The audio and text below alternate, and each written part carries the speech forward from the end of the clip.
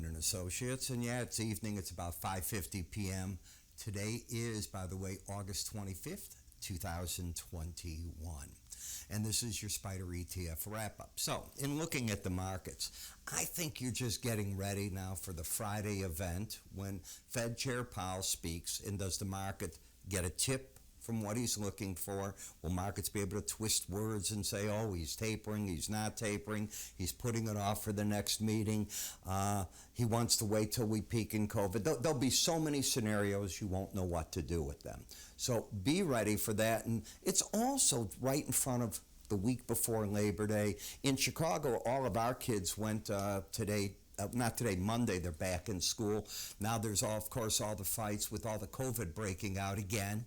Do you have to wear masks? I'm sure it's in your community. Oh, what about online learning? If there's somebody that gets sick, how do the kids keep up with it? We've been here, done this. It's the same show over and over. You know that. It was interesting to see Delta Airlines today say that if you work for them and you have their health insurance and you don't want to get your vaccine, the first step is you're going to pay $200 a month more. And their logic, remember, they're the company. They can do what they want. Well, if you go in the hospital, their premiums are going to go up because the typical stay off of COVID, according to them, is about $50,000. So if their premiums are going up, anybody that doesn't want it, fine. If everybody gets vaccinated, they don't have that issue in theory. Makes sense to me. But remember what I used on that word, ostracized. It's just another one of those things. They're coming down the line, and they're coming faster than you can imagine. Businesses will get quote unquote cute. They'll do different things. Other companies will reverse policies. Those that said, well, you can come in if you wear a mask and so on. You're going to see all this keeps changing as the situation stays as dire as it is. It dies off once we're at the end of this. And the question is, have we seen a peak yet in the COVID? I don't know. I don't think that we're far from it if we haven't hit it. You got to start looking at the different states and where the numbers fall. So if you get Missouri in places and they're falling there, and while Florida could be going up in Texas, which ones keep going? Is it Louisiana, Mississippi? Start looking, because you're going to see those numbers start rolling back. When they do, you want to be on that side because you're not going to hear all these problems and the market takes off again. Remember another factor, and then I'll get into the charts. In September, these other Fed checks come to an end. That's very important. In September, we start with the booster shots. In September, I just got my notice from Walgreens that I can also get my flu shot at the same time. So I'm going in first time I can and getting whatever I have to get. You'll get what you want, and those that don't believe in them, they'll get nothing. Okay. In any case, when we look at the markets, let's go to see what ARK did. This is starting to get stretched, so be a little careful. I did tell you this is an island bottom. It still is, but it's more likely to come back and fill this gap right through there. You'll see that you don't have a pattern. You have a lower and low, higher high, but the market has come very nicely up. So far, the resistance that had been the 100-day has given way to now the market clearing to the 18-day average of closes. If it makes another run, it could get to the 123 area, which is the 200-day average. The Bollinger Band is not in play for that. So what's in play is the question, does it reach that high or first fall back, I think, trying to fill the gap that's in the chart there as well to that 118.27. We'll see. Either way it goes, I'm not seeing a trend, but I'm seeing momentum up, bias up, but no trend. So those are the points I'm looking at. Apple did classic what I teach in my enhanced Bollinger Band course. You go to the 18-day average, the first run to the Bollinger Band is typically a failure. Market pulled back to that number, went up to it again, it's typically a failure again. You're going back and forth, and one of the things that I told you is the market seems to be caught between the 18-day average and the upper Bollinger Band. It hasn't tried the lower number, may not. Remember, we're going to get the new iPhones.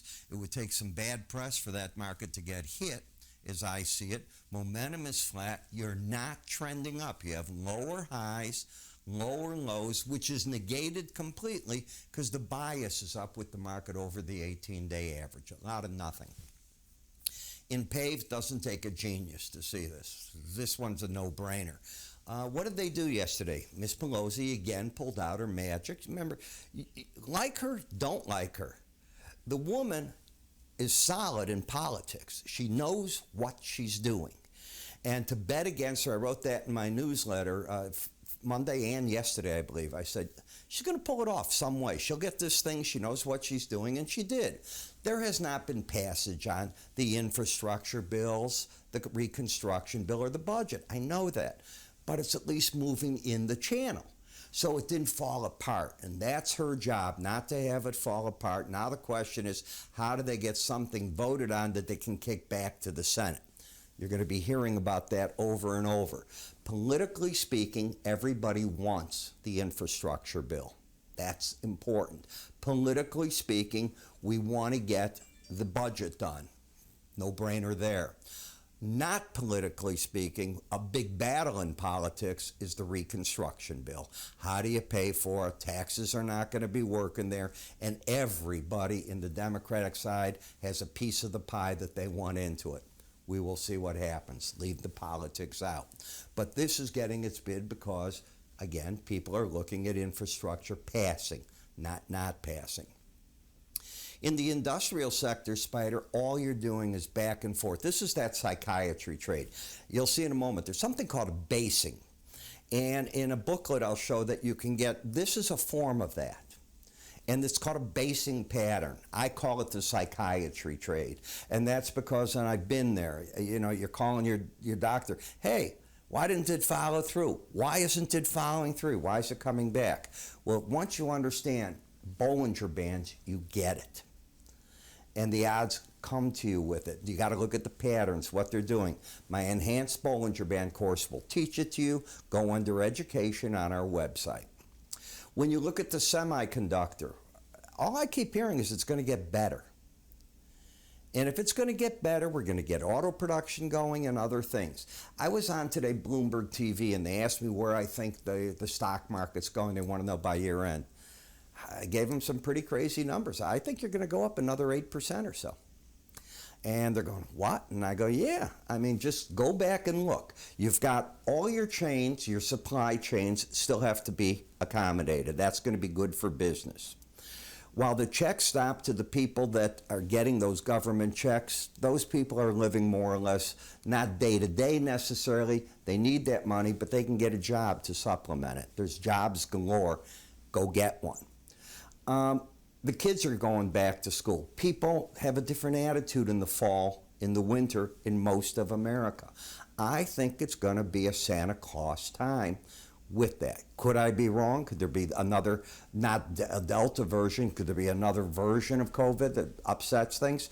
It could, but unless it's really a lot worse, we're getting used to it. We get numb to these things. Keep that in the back of your mind. Maybe you go up to 201.04, but you're not in a trend and you're overbought. I say it's the end of a downtrend, not the beginning yet of a runaway to the upside. This is a short covering rally in products. It could develop into more, but we saw this coming when you lost the embedded reading. Typically, you make a run for the 18-day average, and that could be a mixture of that number falling and prices rallying to it. That's what I think is going on. There is no trend. It overdid itself. Let it figure out what's next. ESGU, I'm going to stick with what I teach. Bollinger Band plays, back and forth, overbought. When you first lost the embedded reading, you made your run to the 18-day average. You'll see it right there. You extended it a little. Now you've come up from that. I don't know. I don't know that there's a lot that I see. As a chartist, I don't see diddly. Got to go to weekly charts for all that type of action. Maybe I'll do one this weekend for you. I haven't done one in August. XLE, lower low, higher high. Again, you ended a downtrend. And this is what happens when you end it. It's not necessarily the beginning of an uptrend. When I come over to the emerging market ETF, Okay, battleground's very clear. The 18-day average, you got down to the combination of the 100 and lower Bollinger Band, you weren't embedded. Bye-bye. End of a downtrend, maybe. That's all. I don't know that it's the beginning of an uptrend yet. If the market can close over 80.49 tomorrow, it could be. Then I could have higher lows, higher highs, looking for a challenge of 81.42. That wouldn't surprise me. If it just doesn't get over that and sinks back, I'll look for support here again. In gold, I am not in the bull camp in gold long term. I thought the market was going to have a lot of resistance at these two moving averages. It does. It's overbought. I'll stand away. And I know a lot of people are bullish. I'm just not seeing it yet.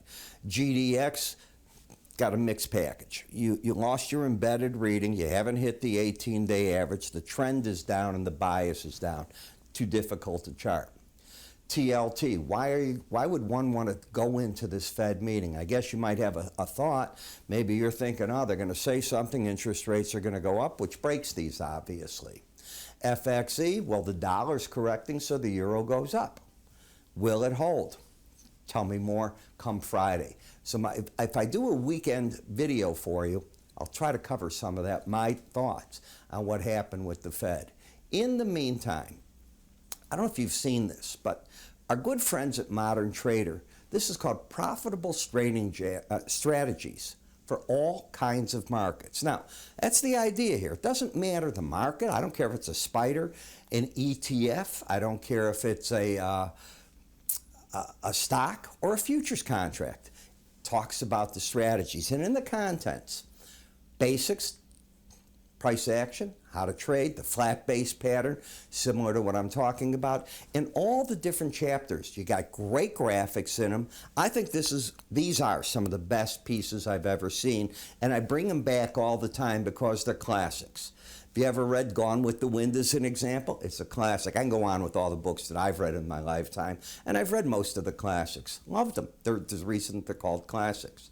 If you'd like to get this, all you need to do is go to our website. By the way, Gone with the Wind is now racist, and I understand, but it wasn't. I'm in my 70s. It wasn't when I was brought up. If you take a look, you go to the website, free offerings, you take it from there. I'm Ira Epstein. You have yourself a great day, and I'll talk to you all tomorrow.